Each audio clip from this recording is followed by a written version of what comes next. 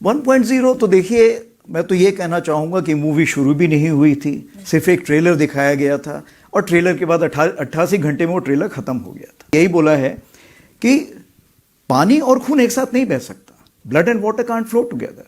कि जहाँ तक आप ब्लैकमेल करना चाहते हैं हमें किसी चीज़ के लिए, मेरे ख्याल से भारत अभी इतना संपन्न है कि हम किसी ब्लैकमेल से डरने वाले नहीं हैं।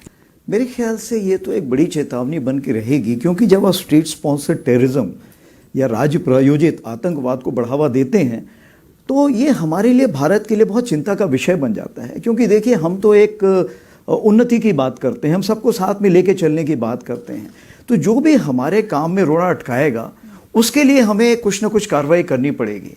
अब जहाँ तक न्यू नॉर्मल का सवाल है, आप देखिए, हमने तो यही बोला है कि पानी और खून एक साथ नहीं बह सकता, blood and water can't flow together, talks and terror can't be together.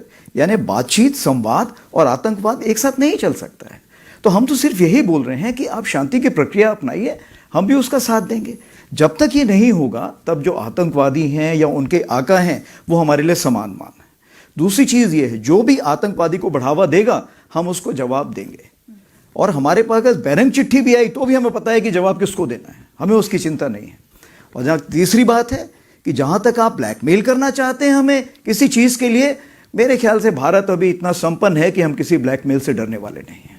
तो आपका असेसमेंट क्या है, इसके जो रिजल्ट्स रहे उसका आकलन क्या है? और सिंदूर 1.0 अगर मैं कहूँ 1.0 तो देखिए, मैं तो ये कहना चाहूँगा कि मूवी शुरू भी नहीं हुई थी, सिर्फ एक ट्रेलर दिखाया गया था और ट्रेलर के बाद 88 घंटे में वो ट्रेलर ख़त्म हो गया था। तो आगे आने वाले हालात कैसे होंगे, ये इसके बारे में हम पूरी तैयारी करके बैठे हुए हैं। और अगर कोई ऐसा हमें मौका देता है पाकिस्तान, तो हम उसको भरपूर एक शिक्षा प्रदान करना चाहेंगे उसको कि कैसे एक जिम्मेवार नेशन को अपने पड़ोसियों से बिहेव करना चाहिए। तो अगर हम एक ऑनगोइंग ऑपरेशन की बात करते हैं तो इंडियन आर्मी उन चैलेंजेस के लिए हमेशा तैयार है। देखिए, जब कोई भी ऑपरेशन होता है उससे कुछ ना कुछ हम शिक्षा ग्रहण कर सकते हैं। तो इस ऑपरेशन में भी हमने कुछ शिक्षा ग्रहण की। जैसे सबसे पहले तो हमने ये लेसन प्राप्त किया कि इसमें सबसे पहले चीज़ ये है कि जो डिसीजन मेकिंग है या जो आपने निर्णय लेना है उसके लिए समय बहुत कम है, और निर्णय आपको हर लेवल पे लेना पड़ेगा। क्या आप यहाँ पे निर्णय लें और फिर नीचे पास करें, नहीं हो सकता। तो हर लेवल पे, हर स्तर पे लोगों को समय के हिसाब से तैयारी करनी पड़ेगी और एक्शन लेने पड़ेंगे, कार्रवाई करनी पड़ेगी।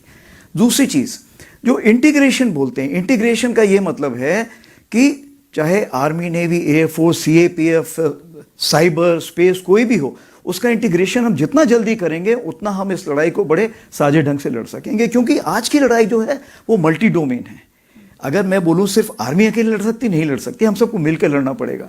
जो सैटेलाइट है वो बताएगी कि कौन कहाँ पर बैठा हुआ है, और जो उसी प्रकार से जो हमारे साइबर हैं उसका ये है कि क्या मुझे मान लीजिए एक ड्रोन आ रहा है, तो ड्रोन के लिए क्या मुझे फायर करने की ज़रूरत है या मैं उसको इलेक्ट्रोमैग्नेटिक स्पेक्ट्रम या कहीं लेज़र से किल कर सकता हूँ। तो बहुत सारी चीज़ें हैं जो इतनी आपस में घुल मिल गई हैं कि हमें उसमें साथ में बैठ के सोच विचार करना पड़ेगा।